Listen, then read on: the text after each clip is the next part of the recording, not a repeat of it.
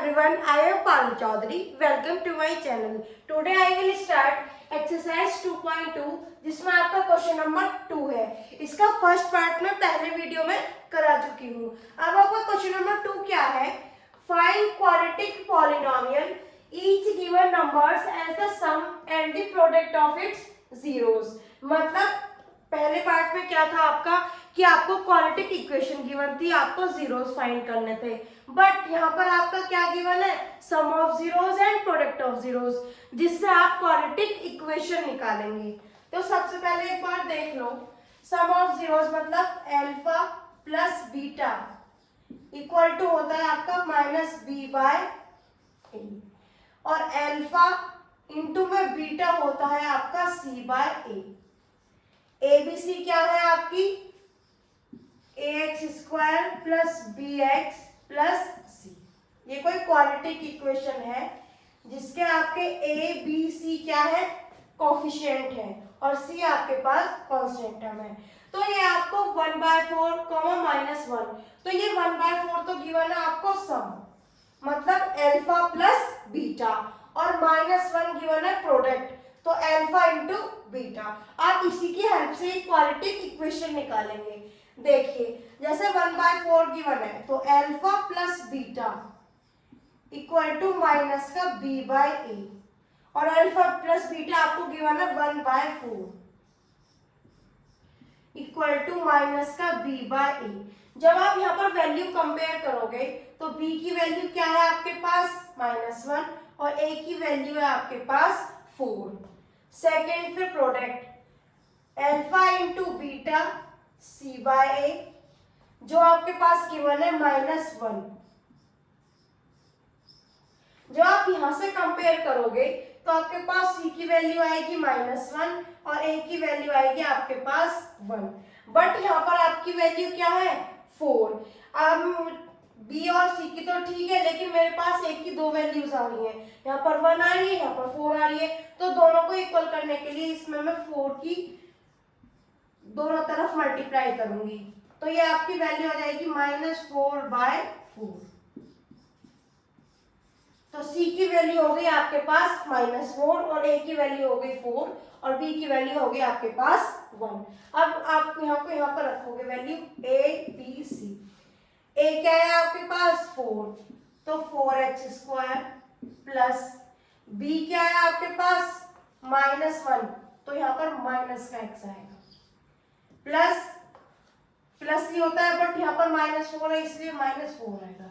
ये आ गई आपकी क्वाड्रेटिक इक्वेशन. ठीक है, सब मतलब आपको क्या करना है, उसको b बाय a के इक्वल रखना है, सम को, प्रोडक्ट को c बाय a. फिर आपको सिंपल वैल्यू कंपेयर करनी है b बाय a से और c बाय a से, तो सिंपल आपकी क्वाड्रेटिक इक्वेशन आ जाएगी. अब ऐसे ही आपके पास सेकंड क्वेश्चन है √2, 1/3. यहाँ पर आपका √2 है, वो सम गिवन है, तो alpha plus beta equal to minus का b बाय ए, तो √2 इक्वल टू माइनस का b बाय, तो b की वैल्यू क्या आ गई? √2, और a की वैल्यू आ गई आपके पास यहाँ से 1. फिर आपके पास 1/3 अल्फा इंटू में beta equal to c by ए, तो अल्फा बीटा क्या गिवन है? 1/3 इक्वल टू c बाय ए. तो यहाँ से c की वैल्यू हो गई आपके पास 1, और a की वैल्यू हो गई आपके पास 3. बट यहाँ पर a की वैल्यू 1 है और इधर 3 है, तो आप इधर भी ऊपर दोनों तरफ मल्टीप्लाई करोगे 3 की, जिससे आपकी a की वैल्यू दोनों तरफ इक्वल हो जाए. तो यहाँ से आपकी p की वैल्यू हो जाएगी 3√2, और a की वैल्यू हो जाएगी 3.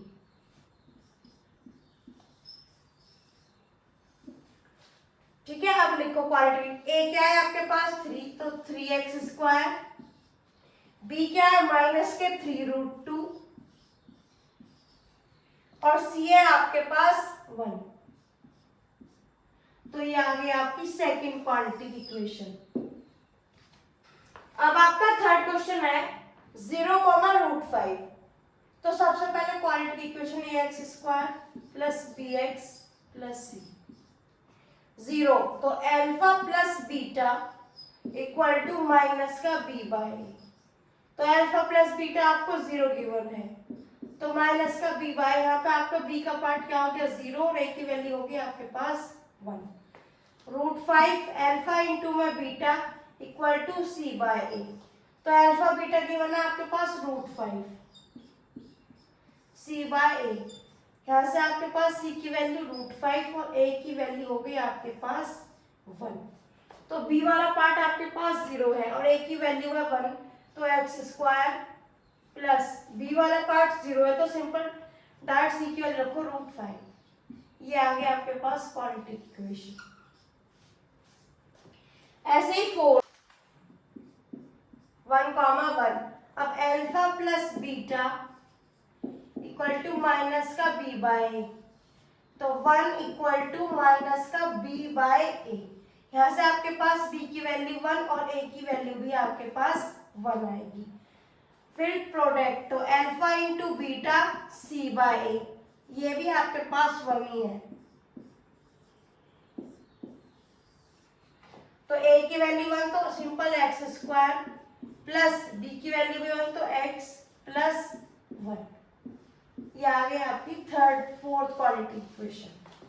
अब इसका फिफ्थ पार्ट भी देखो, -1/4, 1/4 alpha plus beta equal to minus का b बाय ए, तो माइनस के 1/4 इक्वल टू माइनस के b बाय ए, तो माइनस माइनस प्लस, b की वैल्यू 1 और a की वैल्यू आपके पास 4, और अल्फा इंटू में beta equal to 1/4, sorry C by A होता है ये, और 1/4 इक्वल टू सी बाय ए, तो सी की वैल्यू 1 और ए की वैल्यू 4, तो 4x स्क्वायर, बी की वैल्यू क्या है मेरे पास 1, तो x square simple x plus C की वैल्यू भी 1 तो 1।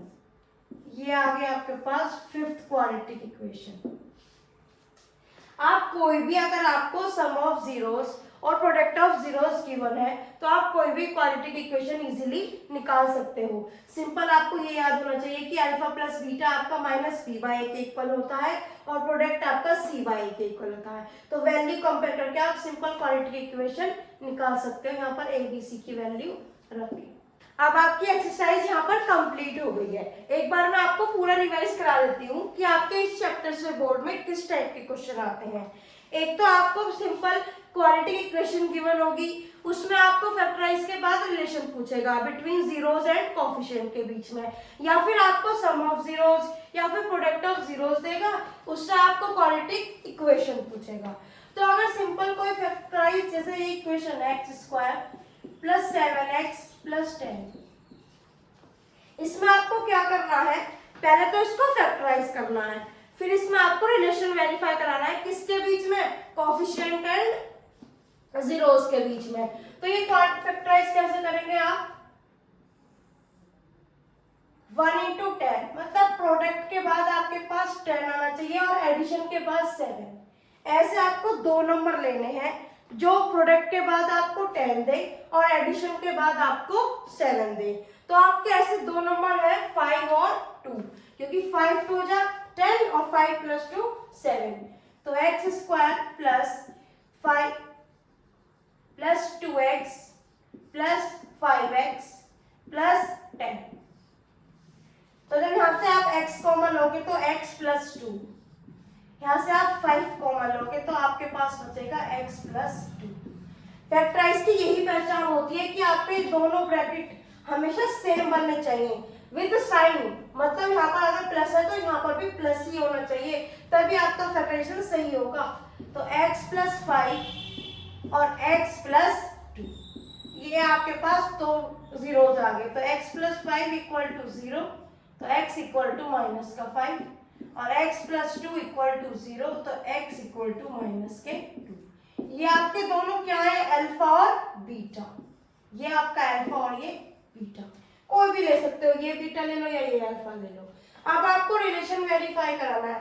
रिलेशन वेरीफाई कराने के लिए मैंने आपको दो कंडीशन बताई है, कौन कौन सी है, alpha plus beta equal to minus B by A के इक्वल होना चाहिए। और सेकंड कंडीशन है अल्फा बीटा आपका सी बाय ए के इक्वल होना चाहिए।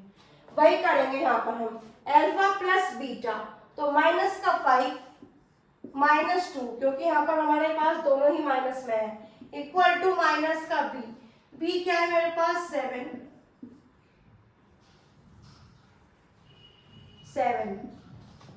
तो -5 -2 तो माइनस के 7 इक्वल टू -7। तो फर्स्ट कंडीशन तो वेरीफाई हो गई। अब सेकंड करा दो, अल्फा इंटू बीटा माइनस के 5 into -2 equal to C by A. C है आपके पास 10 और ए है आपके पास 1, तो -5 इंटू -2 प्लस का 10, तो ये आगे हो गया आपके पास वेरीफाई। मतलब यहाँ पर आपका रिलेशन वेरीफाई हो गया, किसके बीच में, कोएफिशिएंट और जीरोस के बीच में। ठीक है, अब मैं आपको, जब आपको सम ऑफ जीरोस और प्रोडक्ट ऑफ जीरोस गिवन होगा, उससे क्वाड्रेटिक इक्वेशन कैसे निकालेंगे। जैसे मैंने मान लिया -3 और 2, ये आपको एज अ सम गिवन है जीरोस का, और ये आपको प्रोडक्ट गिवन है जीरोस का। तो अल्फा प्लस बीटा, सबसे पहले आप लिखोगे ax² plus bx plus c, general equation. उसके बाद लिखोगे अल्फा प्लस बीटा माइनस का b बाय ए। ठीक है, जो कि आपके पास क्या गिवन है, -3 इक्वल टू माइनस का b बाय ए। जब आप वैल्यू कंपेयर करोगे तो माइनस माइनस प्लस, b की वैल्यू होगी 3 और a की वैल्यू होगी आपके पास 1। ऐसे ही product alpha into beta C by ए, जो कि आपके पास गिवन है 2, तो 2 इक्वल टू सी बाय ए। तो c की वैल्यू 2 और a की वैल्यू आपके पास 1। सिंपल आपको क्या करना है, a b c की वैल्यू यहाँ पर पुट करनी है। तो a की वैल्यू 1 तो x² प्लस b की वैल्यू 3 तो 3x प्लस c की वैल्यू 1, नहीं c की वैल्यू 2, तो ये आ गया आपके पास क्वाड्रेटिक इक्वेशन।